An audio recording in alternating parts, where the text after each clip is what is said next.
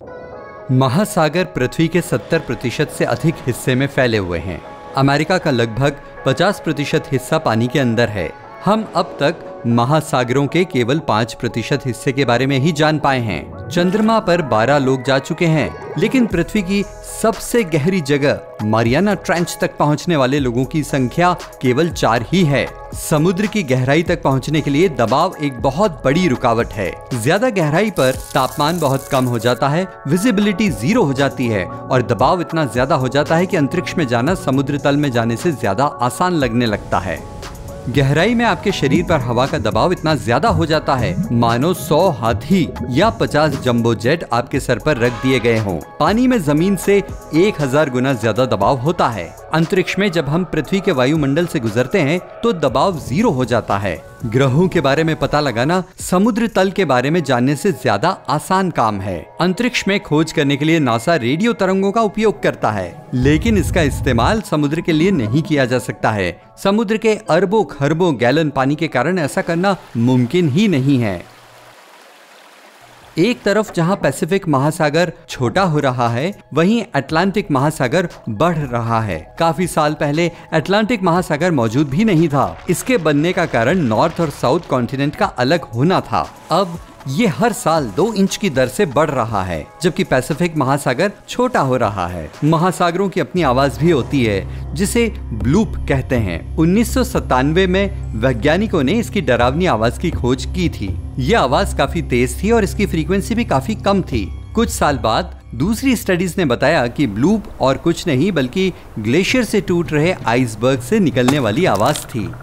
समुद्र की गहराई में झीलें और नदियां मौजूद होती हैं। ऐसा इसलिए होता है क्योंकि खारा पानी और हाइड्रोजन सल्फाइड एक कॉम्बिनेशन बनाते हैं जो इसके आसपास के पानी की तुलना में बहुत ज्यादा सघन होता है। यही वजह है कि समुद्र के अंदर झीलें और नदियां बनती हैं और बहती हैं। डेनमार्क स्ट्रेट कैटरैक्ट नामक दुनिया का सबसे बड़ा झरना भी आइसलैंड और ग्रीनलैंड के बीच पानी के नीचे है। इसकी लंबाई 3500 मीटर है और इसकी पानी की मात्रा नाइग्रा फॉल्स से लगभग 2000 गुना ज्यादा है। ठंडा पानी गर्म पानी की तुलना में ज्यादा सघन होता है, इसलिए ठंडा पानी इर्मिंगर सागर में गिरता है।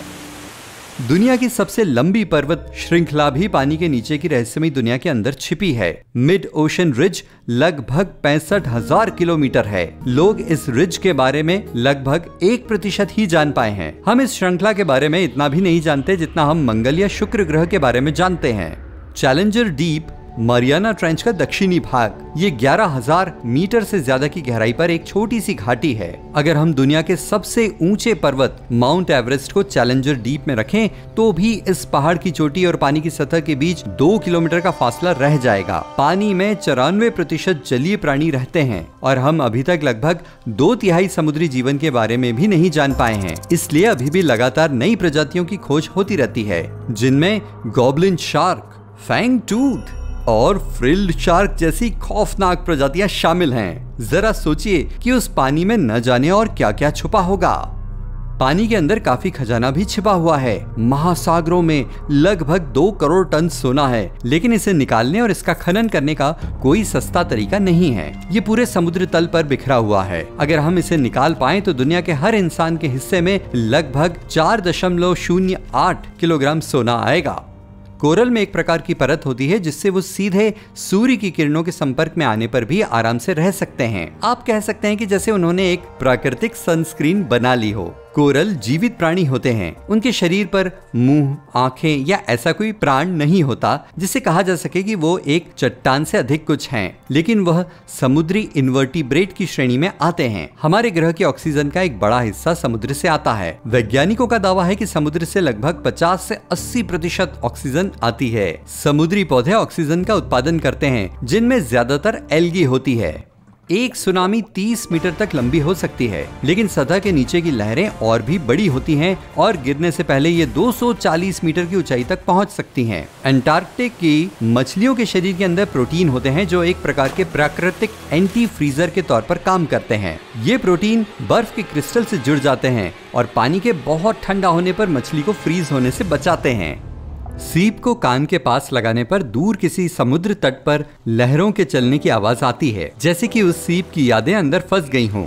असल में सीप आपके आसपास के शोर को एम्पलीफाई करता है। समुद्र की गहराई में लाखों ज्वालामुखी हैं और 80% विस्फोट पानी के भीतर होते हैं। जेलीफिश सबसे पुराने जलीय जीवों में से एक हैं और उनके पूर्वज 50 से 70 करोड़ वर्ष पहले धरती पर रहा करते थे। इससे ये साबित होता है कि वो डायनासोर की तुलना में दोगुने से भी ज्यादा पुरानी हैं, जो लगभग 24 करोड़ वर्ष पहले धरती पर दिखाई दिए थे।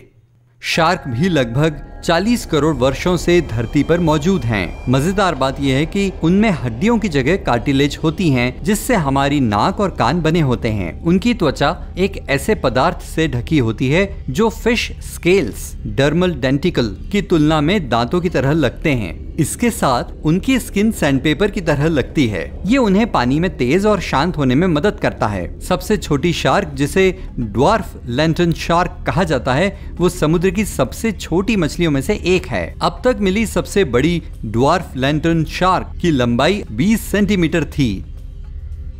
लॉबस्टर्स लगभग 50 करोड़ वर्षों से धरती पर मौजूद हैं। वैज्ञानिकों को 2 मीटर लंबे लॉबस्टर के फॉसिल मिले हैं, जो उस समय के सबसे बड़े जीवों में से एक था। डॉल्फिन को स्लीप वॉकर कहा जाता है क्योंकि वे अपने दिमाग के केवल आधे हिस्से के साथ सोती हैं, इसलिए वे एक समय में एक आंख बंद करती हैं। समुद्री कछुए काफी एडेप्टिव जानवर हैं और वे अंटार्कटिका को छोड़कर सभी महाद्वीपों पर पाए जाते हैं।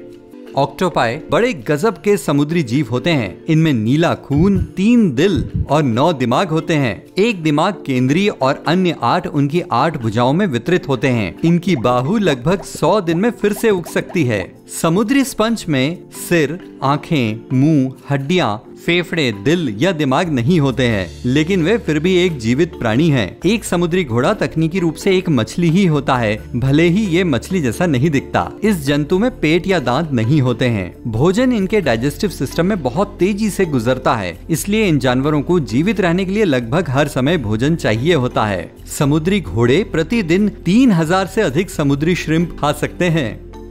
पैसिफिक महासागर में एक ऐसी जगह है जिसे पृथ्वी की सबसे दूरस्थ जगह माना जाता है। इसे पॉइंट नीमो कहा जाता है और ये भूमि के क्लोजेस्ट पॉइंट से लगभग 2400 किलोमीटर दूर है। यहाँ पहुँचना काफी कठिन है। सबसे पहले ये जमीन नहीं है, तो आप इसे देख नहीं सकते हैं। दूसरा, जिस व्यक्ति ने इसे 1992 में खोजा था, वो भी यहाँ कभी नहीं गया था। जितनी बिजली जमीन पर गिरती है उतनी समुद्र में नहीं गिरती, लेकिन जब ऐसा होता है तो इसके परिणाम जमीन से भी बदतर होते हैं, क्योंकि पानी कंडक्टिव होता है। इसलिए बिजली समुद्र में बहुत तेजी से फैलती है। तैरते समय शरीर को ठंडे पानी की ताजगी का एहसास जरूर होता है, लेकिन ये कोई सुरक्षात्मक परत नहीं होती है। इसके बावजूद भी आपको सनबर्न हो सकता है। असल में पानी केवल 10% यूवी किरणों को रिफ्लेक्ट करता है, जबकि रेत सूर्य की 15% किरणों को रिफ्लेक्ट करती है। महासागरों में तापमान बदलता रहता है। कभी कभी ये तापमान 4 डिग्री सेल्सियस तक का हो सकता है, जबकि समुद्र तल में भी हाइड्रोथर्मल वेंट होते हैं। उनका छोड़ा पानी 400 डिग्री सेल्सियस तक जाता है। आपने मिल्की सी फिनोमिनन का नाम सुना होगा। ये एक आश्चर्यजनक दृश्य है जहां पानी इतनी अविश्वसनीय रोशनी के साथ चमकता है कि ऐसा लगता है जैसे ये दृश्य इस ग्रह का ना हो। ये क्षेत्र इतना बड़ा होता है कि आप इसे अंतरिक्ष से चमकते हुए देख सकते हैं, और ये रहस्यमयी फिनोमिनन आमतौर पर हिंद महासागर में देखा जा सकता है। कभी कभी समुद्र तट पर आराम करते हुए आपको क्षितिज पर हरे रंग की चमक नजर आएगी। ऐसा इसलिए होता है क्योंकि जब सूरज की रोशनी गुजरती है तो वायुमंडल उसे बेंड करता है, जिसके बाद ये रोशनी को अलग अलग रंगों में बांट देता है। ठीक उसी तरह जैसे प्रिज्म रोशनी को बांटता है, जो बाद में छोटे इंद्रधनुष की तरह नजर आता है।